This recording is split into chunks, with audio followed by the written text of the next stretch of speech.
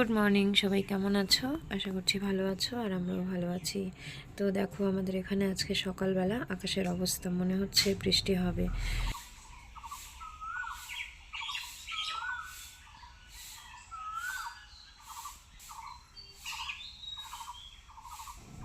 সকালবেলা পাখিগুলো এত কিচিরমিচির করতে থাকে, বেশ ভালো লাগে শুনতে। তো বাসি কাজকর্ম করলাম, করে তারপরে এই যে 2 বালতিতে আলাদা আলাদা করে জামাকাপড় ভিজিয়ে রেখেছি। এখন রান্নাঘরে এলাম, ভাত হয়ে গেছে, ডাল বসিয়েছি, আর সবার চা খাওয়া হয়ে গেছে। এখন শুধু আমি চা খাবো। ওই জামাকাপড় কাচার জন্য আর চা খেতে আসিনি, যে আগে ভিজিয়ে রেখে নিই। তো সবাইকে বললাম তোমরা খেয়ে নাও, আমি আসছি। তো এখন এই যে চা, বিস্কিট আর মুড়ি নিয়ে বসেছি। রোদের তেজ দেখে মনে হচ্ছে যে না, বৃষ্টি হবে না। তো দেখো রান্নাঘরে কেমন রোদ এসেছে, বসে চা খেতে পারছি না আমি। আর এই জায়গাটাতেই বসে খেতে ভালো লাগে, তো সেখান থেকে আবার নড়ছিও না, কেমন আলসে ভাবো। আর মাছিগুলোকে দেখতে পাচ্ছ কেমন উৎপাত করছে। গতকালকে তো চা খাওয়াটাই বন্ধ করে দিয়েছিল, মাছি উড়ে এসে চায়ের মধ্যে পড়ে গেছিলো। তো এখন চা খেয়ে নিলাম। তারপর এখানে এই যে সকালবেলা সমুদ্রের পাপা বাজারে গিয়ে একটু সবজি নিয়ে এসছে, আর নিয়ে এসছে মাছ। তো সবজি তেমন কিছু আনিনি, বেগুন আর উচ্ছে, ডাঁটা আর কিছু শুকনো জিনিস এনেছে। চিনি শেষ হয়ে গেছিলো, তারপর বাসন মাজা, সাবান, স্কচব্রাইট এসবই আর কি। আর এখানে 5-7 কিলোর মতো চাল এনেছে। বস্তা আনবো আনবো করে আনা হচ্ছে না। আর এই চাউমিনের প্যাকেটটা শিলং থেকে সমুদ্র দাদু এনেছিল, ওর ছোট দাদু। তো ওর ঠাম্মি এখন দিয়ে গেল ওকে। তো আমি যেখানে রান্নার সমস্ত কিছু জোগাড় করে নিয়েছি, উচ্ছে আর আলু ভাজা, আর এখানে কুয়াশ দিয়ে মুসুর ডাল। সকালবেলা রান্না করার মতো আর কি বা থাকে। আর মাছ তো সেই যদি রান্না করে দেওয়ার হয় তাহলে বাসিটা দিতে হবে, আর বাসি মাছ খেতে চায় না। তো যাই হোক, সকালে এটাই দুপুরে মাছ রান্না হবে, তারপর রাতে এসে তো সেটা খাবেই। তো ডাল সব ফোড়ন দেওয়া হয়ে গেল, এখন উচ্ছে ভাজাটা হলেই হয়ে যায়। আর এই যে দেখো মাছ এনেছে কতগুলো, আগামীকাল হচ্ছে সোমবার। তো এই বড় বড় 5টা মাছ নিয়ে এসছে 5 জনের জন্য। ও কিন্তু খুব ভালো করেই জানে যে এই মাছ আমিও খাই না, আমার ছেলেও খায় না। ছেলে খায়, কিন্তু আমি ছেলেকে খাওয়াতে পারি না, কারণ কাটা বেছে খাওয়ানো আমার পক্ষে খুব কষ্টকর হয়ে যায়। আমি নিজেই কাটা বেছে খেতে পারি না, বা ছেলেকে কি করে খাওয়াবো। তো আমাকে বলল তাহলে কাকিকে দিয়ে দিতে। তো ডেকে জিজ্ঞেস করলাম, বললো ঠিক আছে তাহলে দিয়ে দাও। তো 2টো মাছ দিয়ে দিলাম, আর 3টে আমরা রান্না করব।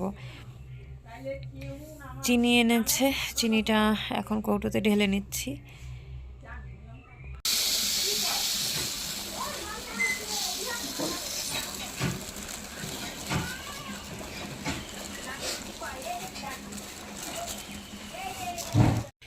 সমুদ্রের পাপড় খাওয়া হলো, তারপর ভাত দুপুরের জন্য দিয়ে দিলাম, জামা কাপড় কাচা হলো। পরে এখন এই যে 3টে মাছ নিয়ে বসবো কাটার জন্য।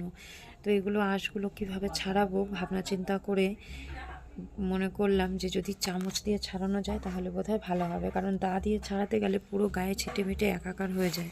পরে এই যে চামচ দিয়ে ছাড়াতে বসেছি। তো ছেলে আবার দেখি মোবাইল নিয়ে এসেছে, বলছে মামাম তোমাকে একটু ভিডিও করে দিই। মানে ও তো চান্সে থাকে কখন আমার মামাম কাজে ব্যস্ত হবে, আমি একটু ফোনটা দেখতে পারবো। তো ভালোই ভিডিও করে দিল। এখন এই যে দেখো কাটা ধোয়া হয়ে গেছে প্রায়, এটা লাস্ট ধোয়া, এখন জল থেকে তুলে নিচ্ছি। আর এখানে এই যে ওর পিসি আলুর চিপসগুলো দিয়েছিল, ওগুলো একটু রোদে দিয়েছি। সবজি টবজিও কেটে নিলাম। আর সেই যে সকালে রান্না করেছিলাম ডাল, করলা ভাজা, ওগুলো তো আছেই। এখন আবার পাট শাকের ঝোল আর মাছের ঝোল করতে হবে। ওর পিসি পুজো দেবে, তো ফুল তুলতে এসেছে। তা আমি আবার বললাম রোজ দিন ফুল নিয়ে যাও, আমাদের জন্য রাখো না। তো মিটি মিটি হাসছে, তো আমি আবার একটু ভিডিও করলাম।